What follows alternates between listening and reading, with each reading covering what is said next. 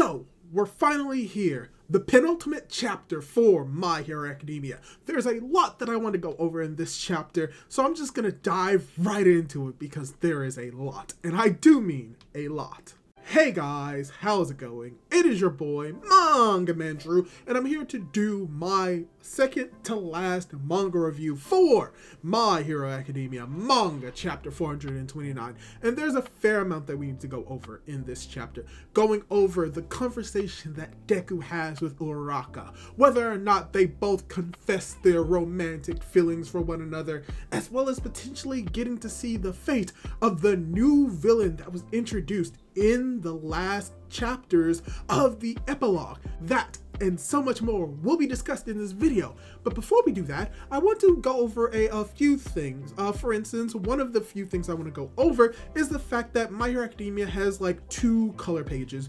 One on the top of the Shonen Jump magazine, which looks amazing. We see Deku, Bakugo, Shoto, as well as All Might, as we see that it's just very like bright and vibrant, as well as it's in celebration of My Hero Academia's fourth movie coming out the week that the My Hero Academia final chapter is coming out. So that's something very interesting.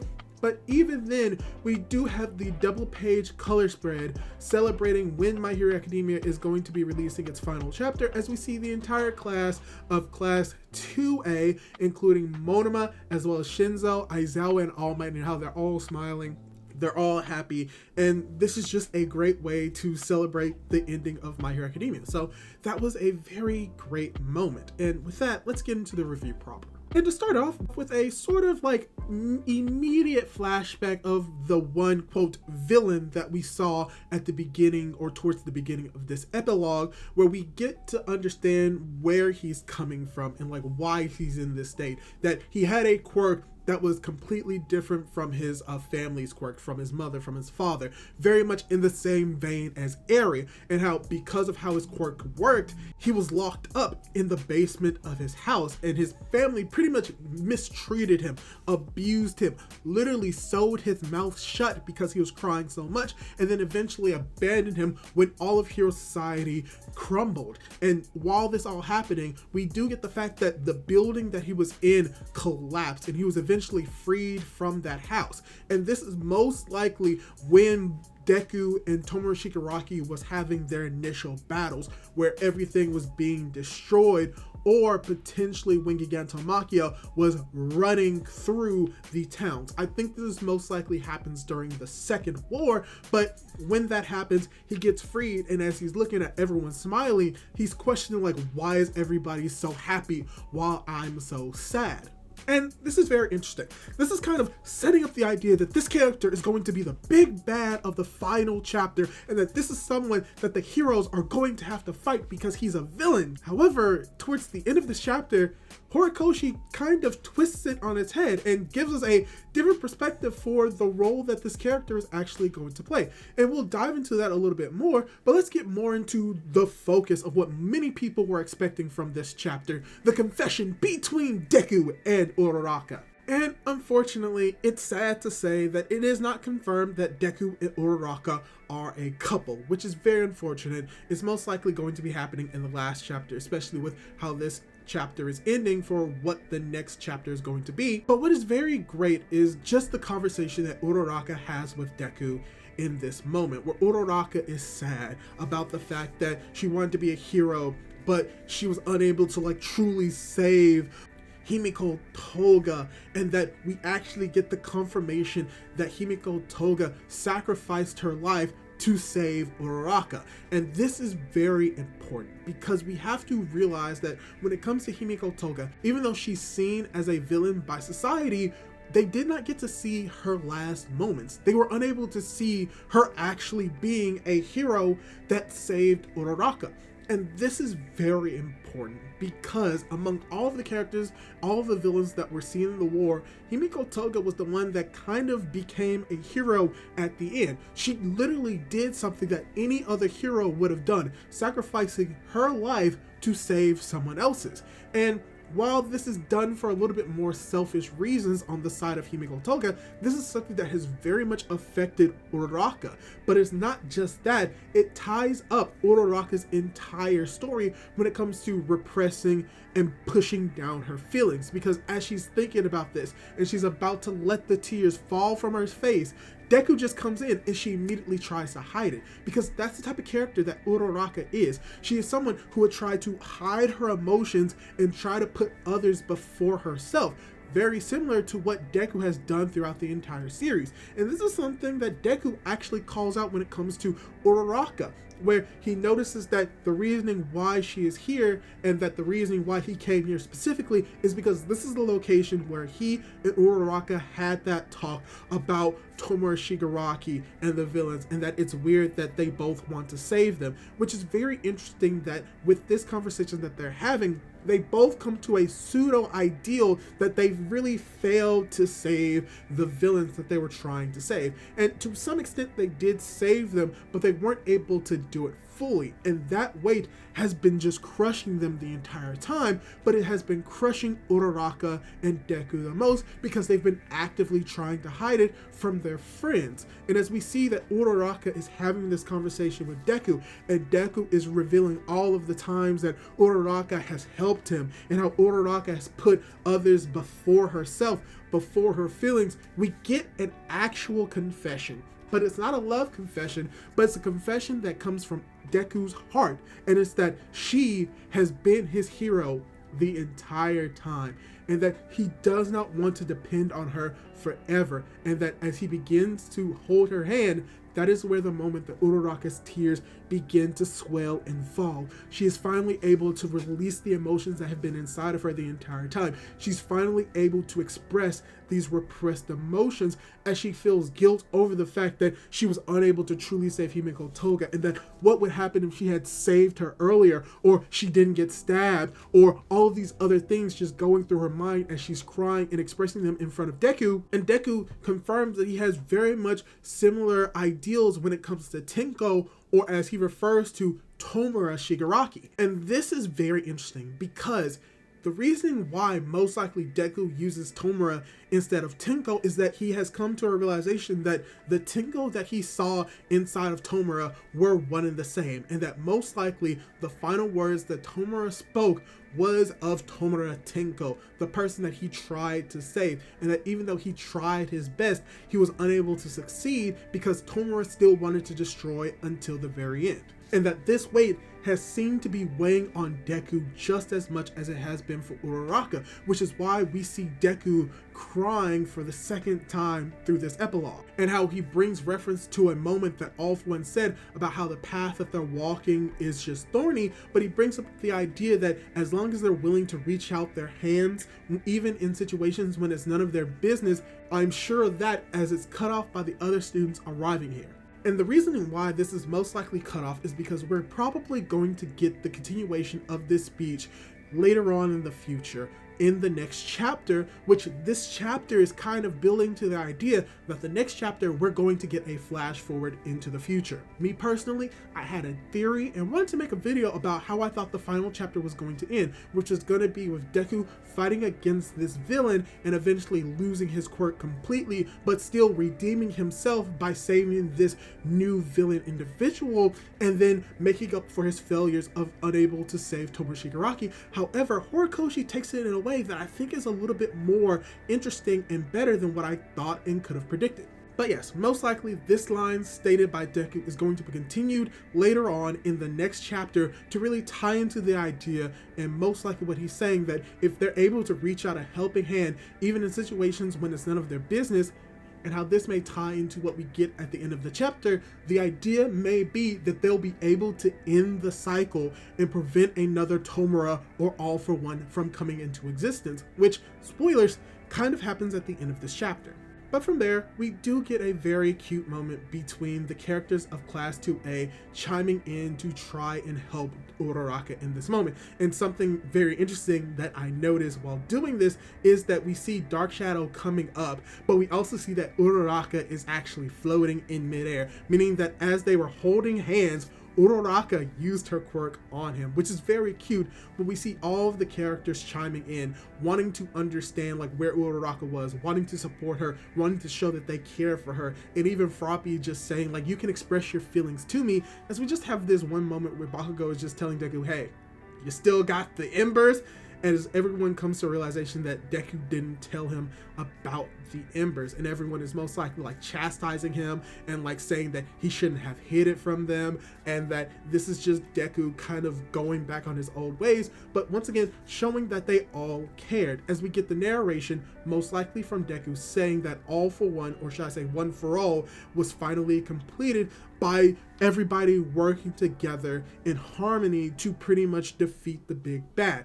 That is what was completing One for All. Not him doing it alone, but doing him with everyone's help.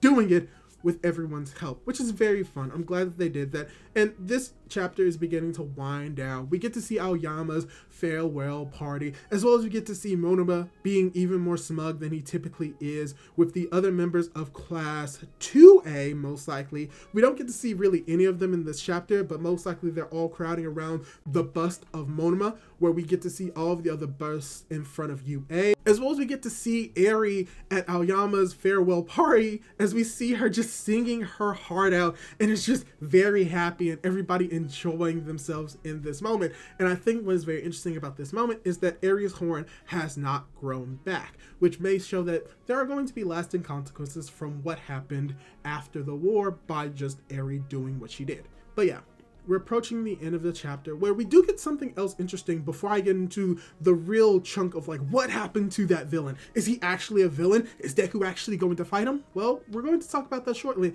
but we do have something interesting of All Might and Hawks having a conversation about the top hero billboard chart. And what's very interesting about this is that All Might is thinking that they shouldn't have the billboard chart because it kind of like created this air of like this heroic society and prioritizing being on the chart than actually helping people.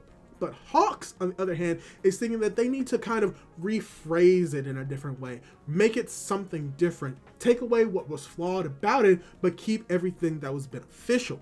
And that this would include expanding it to not just be heroes, but a chart for heroic figures. In the translations, the idea is that they're going from heroes, as in how it's being pronounced in English, to the equivalent of heroes in Japanese. But most likely what the translation is trying to say is that they're not going to be professional heroes on the billboard chart, but a representation of heroes, as he talks about how there could be multiple greatest heroes. And I think that this is implying that this is not going to be like the traditional chart. It's going to be a chart where they're just going to recognize all of the accomplishments of the people who have been playing a part, and that it's not necessarily going to be for fame or fortune, but just necessarily like recognition of the greatness that people have done. Most likely than not, it's probably going to be akin to having a chart that is celebrating all of the people who have had like donations or have had fundraisers for specific like donations, like how many people have raised money for St. Jude, or people who have made these type of contributions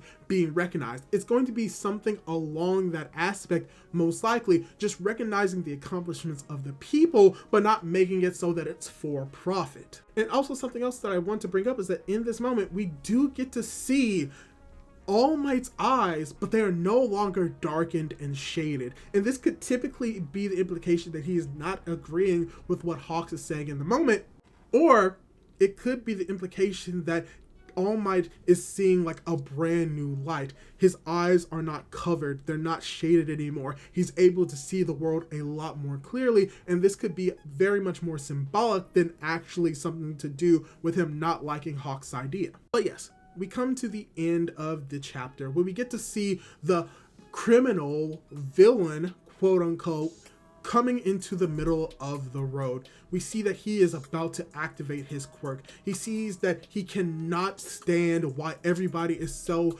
happy while he is so sad, as we get to see a old lady, a familiar face, the old lady that didn't lend a helping hand to Tomura when he was a kid and was scared away by him. She comes in and helps him, and is thinking about what Izuku did and how she remembers that kid and whether or not he was saved, but that she has been thinking about it since that night and that she's lost sleep over it, and that instead of just allowing for this person to just be left behind or waiting for someone else to help him, she's taking the initiative to be helpful, to lend a helping hand, because that's kind of what Izuku Midoriya did. He was the inspiration to pretty much force people to no longer be bystanders and to actually take an initiative to help people.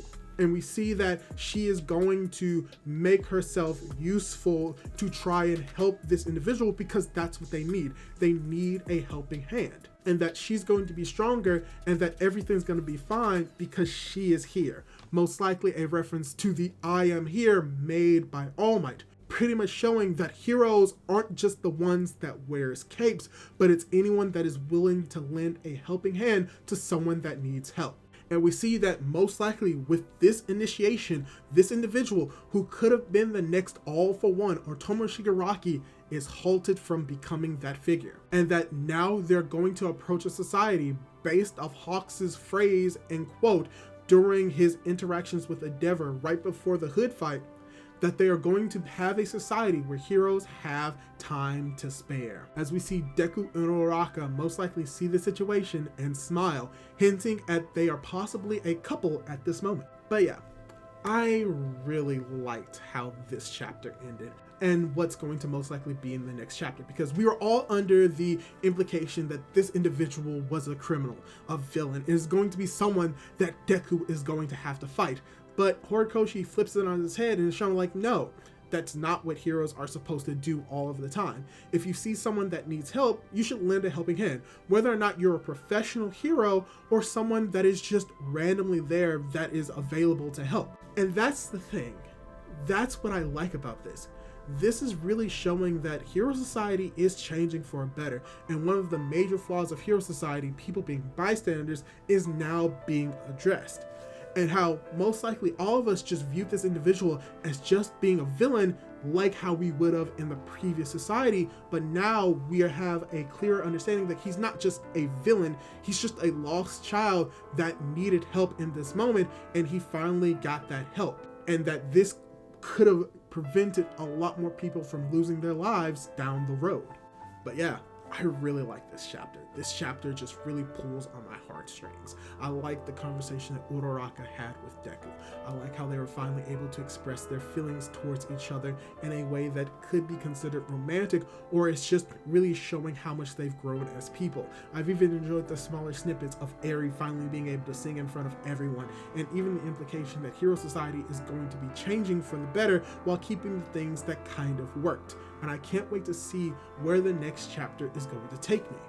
But yes, that's pretty much my thought and my review for My Hero Academia manga chapter 429. I forgot to say the title, but just in case I didn't say it, it is I Am Here. And I will be here to review the final chapter of My Hero Academia when it comes out in approximately a week and a half, because I will be doing a live stream reaction to that chapter on Sunday, August 4th? Yes, August 4th, when it comes out officially on Shonen Jump. So if you want to see my live reaction, hit that subscribe button and leave a like on this video to show that you want to see me live react to it, and just come and join me as we are both crying at the end of My Hero Academia together. But yeah, that's all I really have to say. Hopefully you enjoyed this video, and hopefully I'll be able to catch you in my next video.